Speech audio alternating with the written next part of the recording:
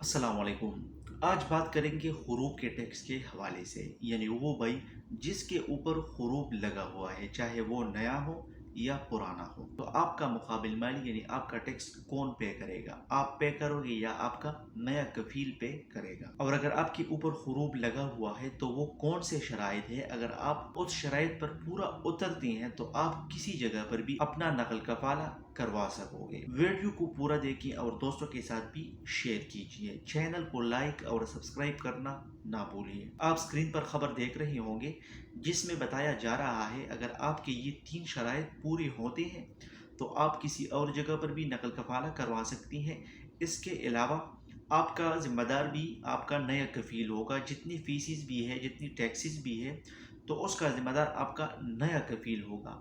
और ये बात मैं उन भाइयों के लिए कर रहा हूँ जो सऊदी अरब में मौजूद है और उनके ऊपर हुरूफ लगा हुआ है। वो भाई जिसके ऊपर हुरूफ लगा हुआ था लेकिन वो डिपोर्ट हो गई है, उनकी बात मैं यहाँ पे नहीं कर रहा। दोस्तों, अगर आप बाहर काम करते हो, कफ़ील के साथ काम नहीं करते हो, तो आप सब फीसिस का ज़िम्मेदार खुद होते हो, यानी इकामा फ़ीस, इसके अलावा जवाज़ात की फ़ीस, मकतबुल अमल की फ़ीस, जितना भी फ़ीसिस है उसके ज़िम्मेदार आप होते हैं, आपका कफ़ील नहीं होता है। अब आते हैं वो दोस्त जिसको कफ़ील ने हुरूफ दिया हुआ है, यानी वो कफ़ील से गायब है, एब्सेंट फ्रॉम वर्क है, और वो किसी दूसरी जगह पर अपना नकल कफाला करवाना चाहता है, किसी नए कफ़ील के पास जाना चाहता है, तो आपका नया कफ़ील सब चीज़ों का ज़िम्मेदार होगा। जितनी भी फीसिस है, जितना भी खर्चा आपके हुरूफ के ऊपर आएगा, तो आपका नया कफ़ील उसका ज़िम्मेदार होगा। जो अपने कफ़ील से गायब है, यानी कफ़ील से भागे हुए हैं और उनके 2-3 इकामे भी एक्सपायर हुए हैं, इसके अलावा कफ़ील ने उनके ऊपर हुरूफ नहीं लगाया हुआ है,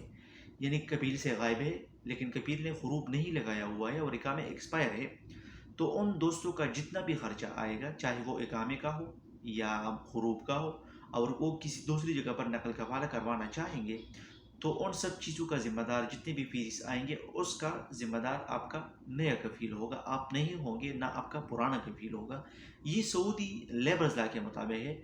आप स्क्रीन पर ये खबर देख रहे होंगे, ये इसमें लिखा हुआ है, मैं अपनी तरफ से नहीं बता रहा हूँ कि इन सब चीज़ों का ज़िम्मेदार आपका वही होगा जिसको आप अपना नकल कफाला करवा रहे हैं। अब बात करते हैं हुरूफ के बारे में। अगर आपके कफ़ील ने आपके ऊपर हुरूफ लगाया हुआ है तो क्या आप किसी दूसरी जगह पर अपना नकल कफाला करवा सकते हैं या नहीं? अगर आप इस खबर में देख ले तो इसमें बताया जा रहा है कि वो गैर मुल्की जिसको अपने कफील ने हुरूफ दिया हुआ है और वो अपना नकल कफाला करवाना चाहता है, तो उसके लिए पहला शर्त ये है कि उसका मुअस्ससा गैर क़य्यिमा होना चाहिए, यानी उसका मुअस्ससा मौजूद ना हो।